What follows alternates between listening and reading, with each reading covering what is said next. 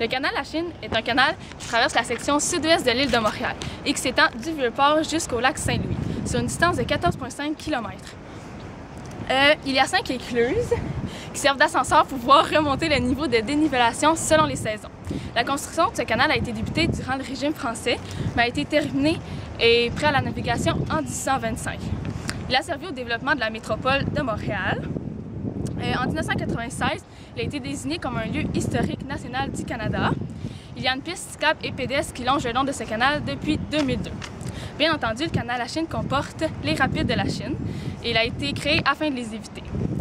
Tous les ans, depuis un long moment, il y a des millions de visiteurs qui viennent le voir, que ce soit à pied, par bateau ou encore par vélo. Des activités et des aménagements donnent l'occasion d'en savoir beaucoup plus à propos de ce lieu historique. Le canal Lachine a été reconstruit et modifié plusieurs fois. Il a contribué Il a été un fort impact au niveau économique, puisqu'il a rendu Montréal le port le plus actif du Canada. Ensuite, en 1970, il a été fermé, mais il y a eu beaucoup de choses qui ont été créées afin que beaucoup de personnes viennent pareil le voir. Il y a eu la restauration des écluses, il y a eu la création du bassin de Peel, il y a eu des places vertes, des places publiques. Et finalement, il y a même eu des condos et des lofts autour pour être sûr que le plus de personnes viennent voir ces magnifiques vues. Le canal Lachine est bien plus qu'une simple voie de navigation pour contourner les rapides. Il a fait partie de 3 grands phénomènes. L'interdépendance entre la navigation, l'industrialisation et l'urbanisation qui, eux, ont aidé au développement de Montréal. Ensuite, le canal constituait la porte d'entrée d'un réseau de canaux qui reliait de l'Atlantique au centre du continent.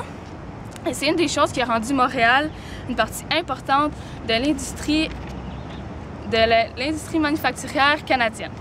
De plus, la position dans laquelle il est placé, c'est-à-dire qui sépare la partie est et ouest du fleuve Saint-Laurent, a été fait stratégiquement pour pouvoir permettre la concentration d'industrie la plus diversifiée du pays. Ensuite, ces éléments ont permis à Montréal d'être la première métropole du Canada. Donc voici une courte histoire à propos du canal Lachine.